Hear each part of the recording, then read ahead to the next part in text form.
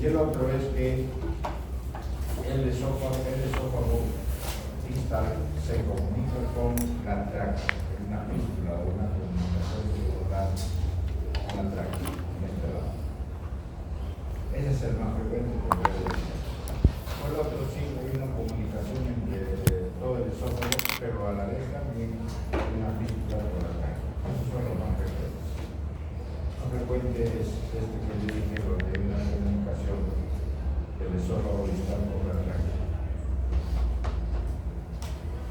El otro, que también es frecuente, es la hernia diafragmática. En esta hernia diafragmática hay dos opciones, el del lado derecho y del lado izquierdo. Principalmente, y lo más frecuente es del lado izquierdo, pero de la parte membranosa, o sea, de la parte posterior, lo que se llama la hernia de Morgadell, en la cual los órganos o las zonas intestinales van a ir hacia el hemisferio izquierdo, es uno de los más frecuentes. De tal modo de que si esto lo hace y comienza a hacerlo desde muy temprano, lo que va a haber es una atresia del pulmón izquierdo, no es que se desarrolle normalmente. Puede entrar todos los órganos, inclusive por esta hernia. Ahí también hay dos tipos. Uno, en el cual está cubierto por el peritoneo, o mejor con la pleura visceral o parietal, la pleura parietal. Y el otro es que no haya pleura parietal. Las dos opciones que puede haber. Esos son. Y el otro es la hernia del diafragma derecho, pero de la cara anterior. Eso se llama la hernia de Morgadell. Esa es una frecuencia. El otro es una gran apertura de la parte abdominal, donde está saliendo el cordón umbilical. Esto se llama el ómpalo seco. Eso ocurre cuando el intestino extraembrionario no ingresa a la cavidad y el cierre de la musculatura abdominal completa. Todo está cubierto por el componente o de los elementos que componen al cordón umbilical. La otra es la gastrosquisis, abajo, la cual cual allí no hay nada que esté aislándolo de las asas intestinales. Las asas intestinales prácticamente han salido completas. No hay nada que lo cubra. Igual es una anomalía de la pared anterior de la boca, de los músculos de los rectos anteriores. El otro es las ectopias. Aquí están viendo el epitelio escamoso del esófago y se continúa con el intestino, el epitelio del estómago. Este epitelio del estómago no está en la unión con el estómago, sino está en el tercio medio del esófago, como una isla, es una ectopia. El intestino o el epitelio gástrico en el esófago. Puede ser incompleto, solamente el epitelio superficial, o puede ser completo, en la cual se ve hasta las glándulas gástricas. Este último es un problema de identificar en la pared gástrica, que es el sitio más frecuente, puede estar también en la pared de los intestinos delgado y grueso, pero uno de los más frecuentes es que en la pared del estómago se encuentre epitelio y tejido de páncreas. Este es el conducto pancreático y acá hay algunos signos pancreáticos. Eso es una ectopia pancreática en la pared gástrica. Este último es, en la parte de abajo, es el divertículo de Henle. Es un problema de aproximadamente a los 60 centímetros de la unión iliocecal.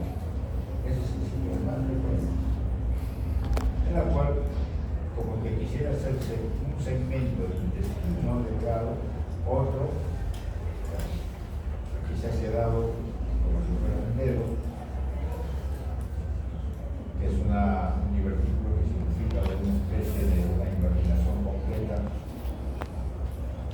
de la mucosa del intestino delgado, y a la vez tienen cambios metaplásticos o ectópicos, como si fuera epitelio gástrico. Es bastante frecuente encontrarlo en niños, especialmente, que a veces se confunde con una apendicitis porque puede semejar muy nítidamente eso, porque también tiene problemas de inflamación. Este otro es una estenosis pilórica. Esta estenosis pilórica es un problema en el cual el músculo del esfínter pilórico, que debe ser más o menos así, es el que sirve pues para el pasaje de los alimentos, el estómago hace el problema. En algunos niños está tan grueso, tan engrosado, en la cual no deja pasar los alimentos. Y los niños tienen problemas de vómitos, no pasan adecuadamente la alimentación. Esto es interesante, es en las primeras 2 semanas de vida, y se ha identificado que uno de los problemas es la exposición a la eritromicina o acitromicina que la madre está tomando, y eso ha pasado por la leche materna hacia el hijo.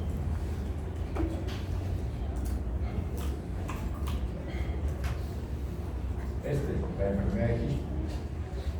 Es todo una anomalía bastante frecuente, con variaciones.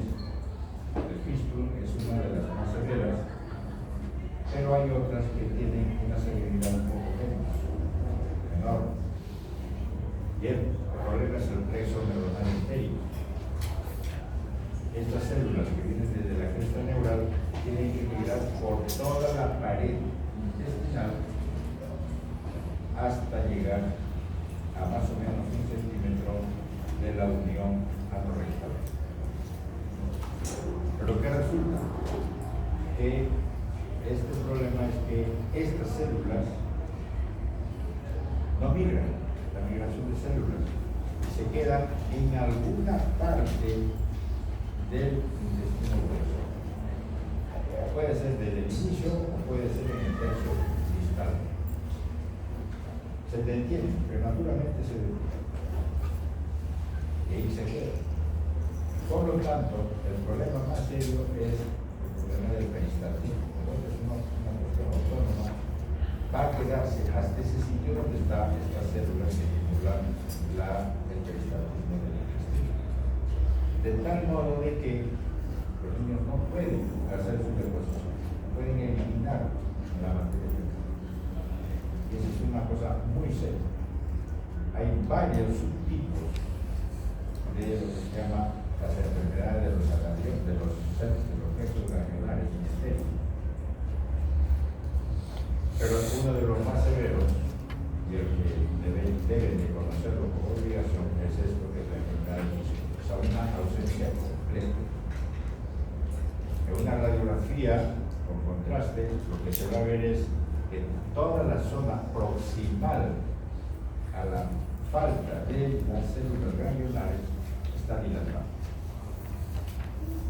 Este es el sitio normal. Aquí no hay células ganglionares y por lo tanto no se dilata. No hay el estímulo para la dilatación. Igual acá en una macroscopía, todo esto que está grueso, bien dilatado, es porque aquí sí hay células ganglionares, pero en esta parte no lo está. Igual acá. Toda esta zona dilatada es el que está presente en las células ganglionares y aquí no lo está. Hay variaciones, como les digo, pero bueno, eso sucede normalmente en diferentes etapas. Hay niños que a los 4 o 5 años tienen problemas de defecación, un estreñimiento a medias, donde necesitan edema y una serie de cosas, enema. Pero es porque hay una anomalía. No es severa, pero hay una anomalía. Y eso tienen que corregir. Bien, el esófago. Comenzaremos con el esófago. Hay una serie de cuestiones funcionales como son las redes y los anillos de la mucosa gástrica, en la cual hay una anomalía en el peristaltismo del esófago. Para que pase normalmente los alimentos. Puede haber obstrucciones por estas anomalías en el movimiento peristáltico. Es un problema de las células ganglionares ahí también. Puede haber los espasmos y la disfunción del esfínter del esófago inferior. ¿Cuál es el problema más serio de eso? Es este. Lo han escuchado, lo habrán visto, que es el divertículo de Seymour. Esto sucede generalmente en el tercio superior del esófago. Que hay un aumento de presión. Y ese aumento de presión, con el espasmo del músculo, lamentablemente con el tiempo va a producirse un divertículo por pulsión. Va a producir. Esto es un proceso y un problema de este software. Acá hay otro donde se ve aquí. Es una salida, está en la parte posterior. Aquí igual, acá en el punto este no se ha coloreado porque no ha llegado todavía el contraste, pero alrededor sí. Y eso es lo que se llama el divertículo por función o el divertículo de Seymour. Es una evanización de la mucosa del esófago hacia la parte externa. Es pura presión. El otro, la calasia. La calasia es una gran dilatación del esófago y tiene que tener 3 componentes básicos. Es una relajación incompleta del esfínter del esófago. Aumento del tono, o sea, aumento de la fuerza del esfínter inferior del esófago, o sea, la relación con el estómago, y un aperistaltismo del esófago. Son los 3 elementos. Desde el punto de vista clínico, que va a haber disfagia, dificultad para eructar y dolor en el pecho. ¿Por ¿Por qué? Por la dilatación que hay del esófago. Esto puede deberse a varias condiciones, varias causas. Aquí no estamos hablando de las causas, simplemente es la dilatación del esófago. Desde el proceso infeccioso que puede haber, uno de los más importantes es la acalasia por la enfermedad de Chagas, que se ve en el sur del Perú, se encuentra, o problemas crónicos de falta y de irregularidades en el vegetalismo, y un problema básico es el esfínter del esófago inferior que no quiere relajarse. Por lo tanto, con el tiempo se va a ir dilatando frecuentemente. La hematemesis. Ya ustedes deben de saber el término, la hematemesis. Como la vez pasada les dije, la base de la posición es el Boris, ese es uno de ellos. Puede ser por la sedación en el síndrome de Mallory-Weiss, que es simplemente una erosión por vómitos muy forzados, violentos, intensos, que erosionan la superficie del esófago. O puede ser tan intenso que inclusive pueden perforar el esófago. Por ejemplo, ese es el síndrome de Borja, independientemente del cáncer. Esa es otra condición. Otra condición es un problema traumático, donde una espina de pescado o cualquier otra cosa lacera, lesiona y perfora el esófago.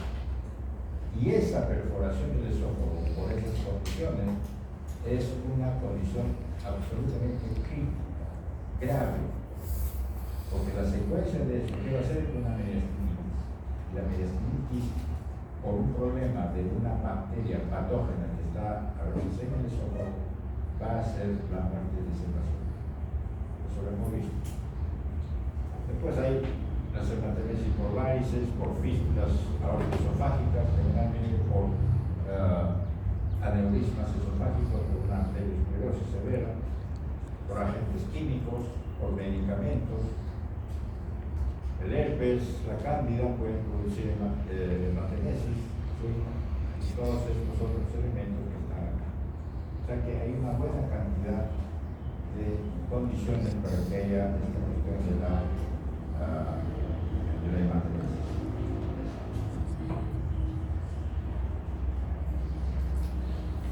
Esto, por ejemplo, es unas varices bastante irregulares, gruesas, con hemorragia inclusive. Lo otro es que puede ser también por efectos infecciosos, que son característicos del herpes, eso ya lo he visto, me parece, en su patología, en la práctica, en el laboratorio, que tiene una hematitis por herpes. Y las hernias, que también hemos visto.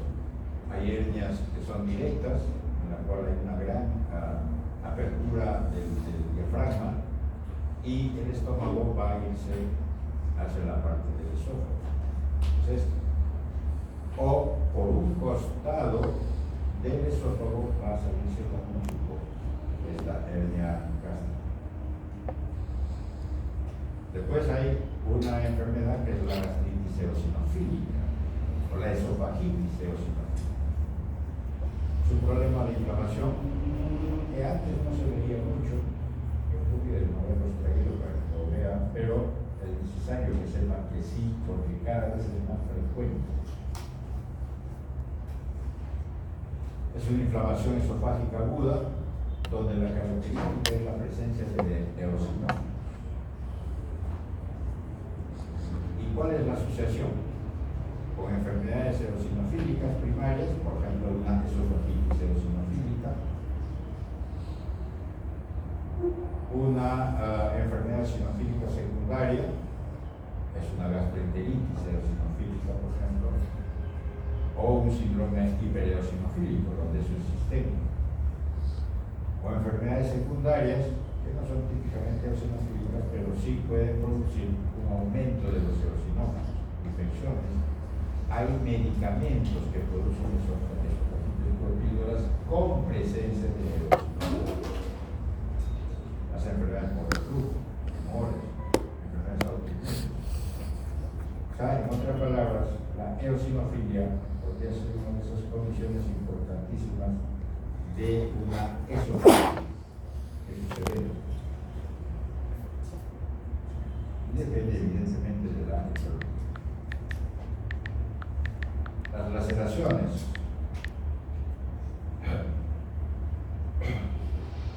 La esofagitis más común en los desgarros, ya dijimos, que es el tema de Weiss, son bastante graves. Son longitudinales, o sea, en esta forma. Es una de las características.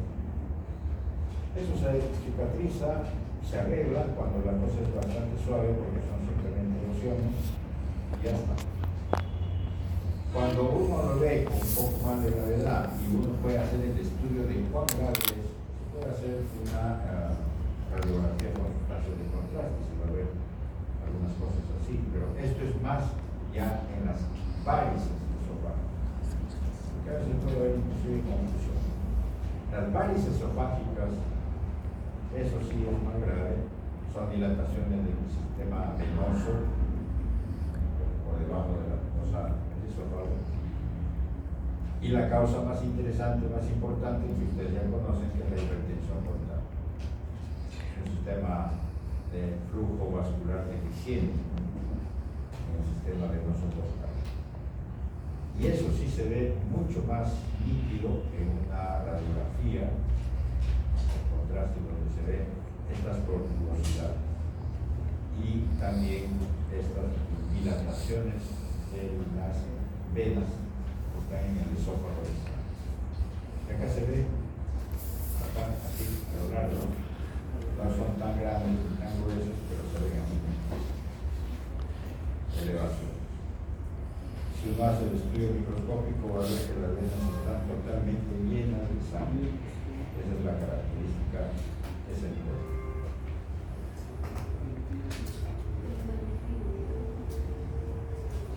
Otra de las enfermedades que sí tienen que conocerse, tienen que saber, lo estarán enseñando, es la esofagitis por reflujo. La famosa enfermedad por reflujo gastroesofágico. Es bastante común. Los gastroenterólogos tienen muchos pacientes en su consultorio por este tipo de enfermedad. Y los síntomas se curan, porque los gastroenterólogos lo hacen simplemente evitando la acción de la acidez del estómago, porque eso está subiendo, está produciendo los síntomas en el esófago distal. ¿Qué cosa es eso? Es el famoso omeprazol. ¿Cierto? Ustedes lo hablamos escuchando. Entonces, de una cosa como esta del esófago, en la cual se ven todavía algunos anillos, pero sin alteraciones de la mucosa, es el inicio. Aquí ya se ve alterado la mucosa. Vean estas zonas más rosadas, la comparación de lo que es la mucosa del esófago, que es más blanco. Estas irregularidades están diciendo que ya la mucosa del esófago está cargada. Ahí viene todo el concepto de lo que es la esofagitis por reflujo desde el punto de vista histológico. Tiene que ver. O sea, el gastroenterólogo tiene que conocer cuál es la característica histológica. Porque ese esofagitis por reflujo puede ser pequeño, puede ser muy sencillo, puede ser no ser tan grande. Y a veces se confunden. Pero cuando hacen la biopsia de eso, el patólogo tiene que encontrar estos elementos para decir que esa es una mucosa de esófago que está sufriendo lo que se llama una esofagitis. Tiene que haber hiperplasia de la zona basal, acá. Tiene que haber papilas elongadas, aquí se ven papilas largas, hacia abajo. Tiene que haber espacio intercelular abierto, aquí se ve entre células, están abiertas, separadas. Tiene que haber eosinófilos intraepiteliales, son los ahí que se tiene que haber neutrófilos, o sea, polimorfos nucleares, igual, a veces hay más, a veces hay menos, pero hay linfocitos epiteliales, eso depende del momento, pero generalmente las esofagitis por reflujo tienen los tres elementos, unos un poco más, otros un poco menos, pero los dos. La dilatación celular, eso se ve a nivel de la lámina propia del esófago. Esta parte. Las células balonadas, pueden ver aquí dentro del epitelio, y erosiones o úlceras que puede verse aquí en la superficie. La mayoría de estos elementos se encuentran en una esofagitis de reflujo y por lo tanto tiene que el patólogo, el gastroenterólogo, conocer que esos hallazgos histológicos ya se traducen en una esofagitis por reflujo. ¿Cuál es el problema del esofagitis por reflujo? Es el esófago de Barrett. La persistencia, el tiempo va a hacer que esto suceda. Por lo tanto, es una complicación crónica de esta esofagitis por reflujo, en la cual ya no solamente es el proceso inflamatorio que se ve ahí, sino la metaplasia, no solamente metaplasia gástrica hasta el principio en el esófago, sino la metaplasia intestinal dentro de la mucosa esofágica. Ese es el problema más serio. Aquí ven, en esto hasta la fecha, pequeños partidos. Y que con el tiempo, por un proceso inflamatorio agudo por la esofagitis de reflujo, ya se transformó en metaplasia, y esos son los tipos de metaplasia gástrica al principio. Aquí también se ve irregular. Aquí, desde la mucosa del esófago que está por acá, toda esta zona más intensa, como si fuera congestivo, es la metaplasia gastrointestinal dentro del esófago. Luego gastrointestinal porque ya puede haber metaplasia intestinal también. Este otro, que es una pieza operatoria de esófago y estómago, está fijado en fórmula, donde la metaplasia está acá. Prácticamente la mitad del esófago, todo esto está con metaplasia. Ahí se ve la diferencia entre el epitelio escamoso del esófago acá y la metaplasia gástrica e intestinal que puede haber acá. Ahora, ¿cuál es la importancia de eso? Primero que tiene una cantidad de cambios, porque tiene mucha clínica de eso, en la cual puede haber procesos agudos, como se ve aquí, muy congestivo, muy irregular. Aquí la mucosa del esófago, el escamoso está subiendo porque esto está cambiando terriblemente, igual que esto acá. Y el otro es que esta mucosa metaplásica, que primero fue gástrica, se va transformando, porque uno ya reconoce acá las células caliciformes como si fuera metaplasia colónica o intestinal. Esta metaplasia colónica intestinal es un alto riesgo de tener un carcinoma de esófago, pero no el carcinoma que podríamos identificarlo como si fuera un carcinoma de tipo epitelial o escamoso, no, un adenocarcinoma. Por lo tanto, no es raro ahora en estos tiempos, y se los estoy poniendo porque es una de las cosas más frecuentes que se ve ahora en estos tiempos, es el adenocarcinoma de tipo intestinal en esófago por la metaplasia que ha habido ahí, o sea, por el esófago de Barrett. Acá se ve la irregularidad, acá se ve el cambio metaplásico de tipo intestinal, aquí se ve la cantidad de células caliciformes, típicamente metaplasia intestinal. Acá abajo se ve la displasia de ese epitelio intestinal, un adenoma, eso lo vamos a ver. y aquí un adenocarcinoma. Esa es la secuencia. Esa es la secuencia. Carcinoma epidermoide es una de las consecuencias que puede encontrarse en asociación con qué? Con el consumo de alcohol y tabaco. Esas son las causas más importantes. El otro son las lesiones cáusticas que puede haber. Ustedes saben que uno de los países que más frecuentemente tiene cáncer de esófago son los chinos. ¿Por qué? Porque a ellos les gusta tomar el té recontra caliente. Ya sea el problema de sus propios cáusticos, o sea, de sus propios químicos, podríamos decirlo así, o porque madura. Ese es un problema serio. Está disminuyendo porque las costumbres también están cambiando, pero sigue siendo importante eso.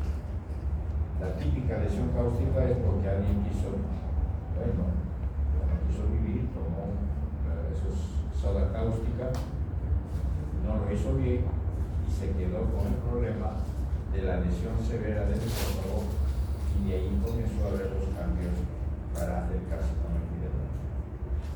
La calasia es otra de las causas del carcinoma epidermoide.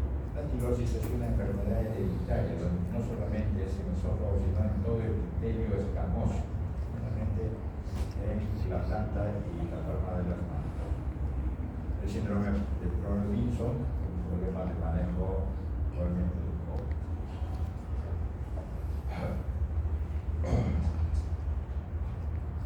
Se ha querido echar la culpa al PBH también, como igual de lo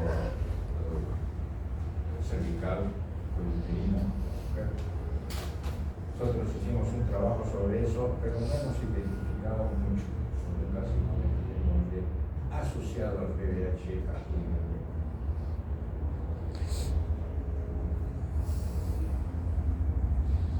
Bueno, y los tipos de mucosa